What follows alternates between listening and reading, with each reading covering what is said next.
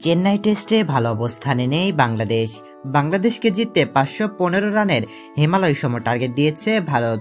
Batting bowling এর পাশাপাশি ফিল্ডিংয়েও যাচ্ছে তাই অবস্থা বাংলাদেশের। ফেলে দিয়েছে একাধিক সহজ ক্যাচ। খারাপ দিনে বাংলাদেশকে নিয়ে হাস্যরসে মেতেছেন ভারতীয়রা। সেই সাথে বাংলাদেশের ফিল্ডারদের নিয়ে চরম রসিকতা করেছেন ভারতীয় ব্যাটার ঋষভ পান্থ। শনিবার প্রথম সেশনে ব্যাট করার সময় রসিকতা করে দর্শকদের নজর কেড়েছেন ভারতীয় ব্যাটার পান্থ। ফিল্ডিং সাজাতে বাংলাদেশ অধিনায়ক নাজমুল হোসেন শান্তকে সহায়তা করেছেন তিনি। ব্যাটিং করা অবস্থাতেই শান্তকে পরামর্শ দিচ্ছিলেন পান্থ। সেই দৃশ্যটি চোখে লেগেছে দর্শকদের, পড়েছে হাসির রোলও।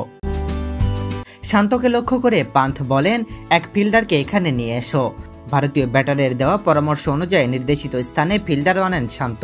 এ যেন রীতিমতো শান্তকে অধিনায়কত্ব শেখালেন পান্থ।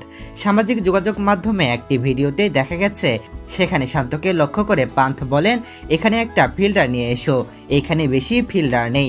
পান্থের এমন হাস্যকর কাণ্ডে গাল ফুলিয়ে এসেছেন ধারাভাষ্যকাররা। ভারতীয় উইকেট রক্ষকের রসিকতা বুঝে বিনোদন নিতে দেখা যায় দর্শকদেরও। এদিন পান্থ অবশ্য ফিল্ডিং সাজিয়েই ক্ষান্ত হননি। বেধড়ক পিটিয়েছেন বাংলাদেশি বোলারদের। খেলেছেন 128 বলে 109 রানের ইনিংস, মেরেছেন 4টি ছক্কা। ক্যারিয়ারে এটি তার ষষ্ঠ টেস্ট সেঞ্চুরি। প্রায় 700 দিন পর এই সংস্করণে ফিরেই শতকের দেখা পেলেন এই স্টাইলিশ ব্যাটার। তার বিদায়ী ভাঙে 167 রানের চতুর্থ উইকেটের জুটি। 2022 সালের ডিসেম্বরে বাংলাদেশ সফর শেষ করে ভারতে ফেরার পর সড়ক দুর্ঘটনায় মারাত্মকভাবে আহত হয়েছিলেন পান্থ। ভারতীয় উইকেট কিপার ব্যাটার এরপর টেস্টে ফেরলেন বাংলাদেশের বিপক্ষে চেন্নাই টেস্ট দিয়েই।